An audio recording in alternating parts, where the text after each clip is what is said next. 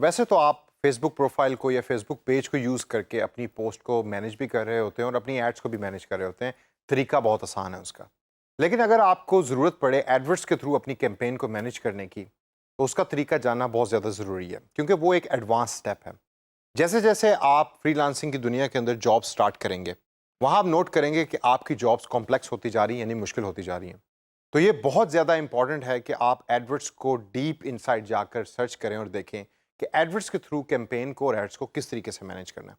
तो दोस्तों, इस सेशन के अंदर मैं आपको बताऊंगा कि फेसबुक एड मैनेजर यानी एडवर्ड्स के अंदर कैंपेन्स को आप कैसे मैनेज कर सकते हैं, चेंज कर सकते हैं। तो आइए देखते हैं ये कैसे होता है। जब आप अपने फेसबुक एड मैनेजर में जाएंगे तो ऊपर आपको 4 डिफरेंट बटन्स लगे हुए नजर आ रहे हैं, जिसमें अकाउंट ओवरव्यू का बटन है, कैंपेन्स का है, ad sets for one campaign है और एड्स का बटन है।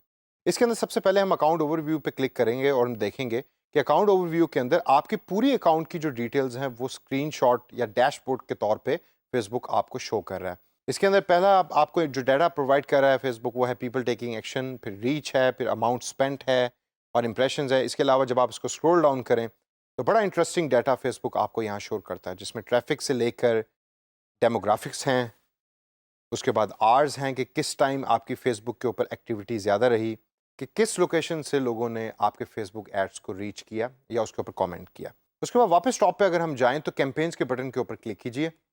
जब आप इस पर क्लिक करेंगे तो सारी कैंपेन्स आपके सामने आ गई हैं, जिसके सामने डाटा एक डैशबोर्ड के फॉर्म में फेसबुक दोबारा आपको प्रोवाइड कर रहा है। इनमें से किसी एक कैंपेन पे क्लिक कीजिए।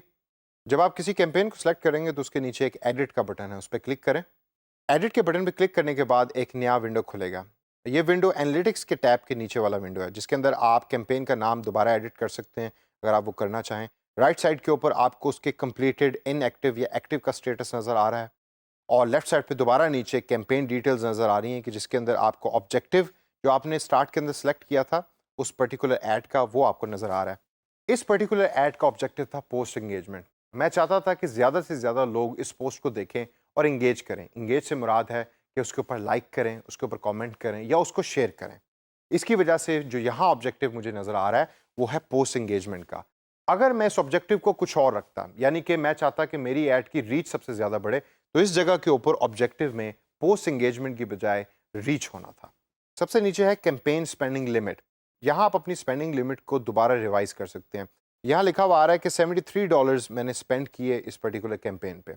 अगर मैं इसको चेंज करना चाहूँ तो बॉक्स के अंदर मैं कोई भी फिगर टाइप कर सकता हूँ और उसको टाइप करने के बाद इस कैंपेन का जो बजट है एनुअल, वो बढ़ जाएगा।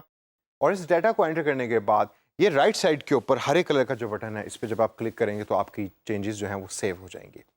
अब दोस्तों, इसके अलावा एक और चीज़ ऐसी है कि जो मैं आपको बताना चाहता हूँ। इस विंडो को क्लोज करें लेफ्ट साइड टॉप के ऊपर इस बटन से, और कैंपेन के साथ दो और बटन हैं जिसमें एड सेट्स है और एड्स है। एड सेट के बटन के अंदर आपको वो एड्स नजर आएंगी जो आप कैंपेन में यूज कर रहे हैं।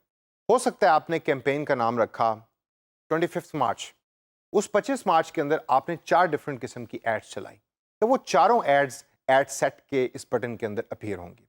अगर आपकी इस कैंपेन के अंदर सिर्फ एक ऐड है तो उसको आप एक्सेस करेंगे इस चौथे बटन से, जो है एड्स का बटन। तो आइए देखते हैं इसको कैसे आपने एक्सेस करना है।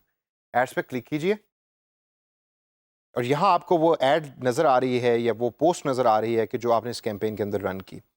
इस पोस्ट को व्यू करने के लिए आप उस पर क्लिक करके प्रीव्यू के बटन पर क्लिक कीजिए।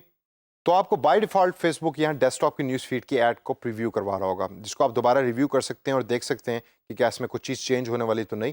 जिस तरह यहाँ अगर आप नोट करें तो इस ऐड के अंदर मैं एक गलती निकालूंगा, और वो गलती ये है कि जब भी आपको यहाँ टेक्स्ट लिख रहे हैं तो उस टेक्स्ट के अंदर कोशिश करें कि सारे का सारा टेक्स्ट एक ही जगह पे अपीयर हो।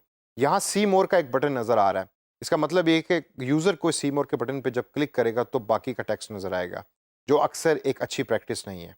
डेस्कटॉप फीड के अलावा आप मोबाइल फ़ोन न्यूज़ फीड भी दिखा सकते हैं और इसके अंदर आपको ये ऐड नज़र आएगी जो मोबाइल के अंदर अपीयर होगी। तो दोस्तों, इस सेशन के अंदर हमने देखा कि जो आप कैंपेन्स या आप अपनी एड्स जो रन कर रहे होते हैं थ्रू फेसबुक पेज या फेसबुक प्रोफाइल, वो एडवर्ट्स में किस तरीके से अपीयर होती हैं और किस तरीके से आप वहाँ अपने सेटिंग्स को चेंज कर सकते हैं और उसको दोबारा रिव्यू करके प्रीव्यू कर सकते हैं। इन सारी डिटेल्स को जहन में रखिए और जैसे जैसे आप आगे प्रोजेक्ट्स करेंगे तो इसको प्रैक्टिस के अंदर लाकर लर्न करें कि इसका फ़ायदा क्या है आपके लिए और आपकी फ्रीलांसिंग जॉब के लिए।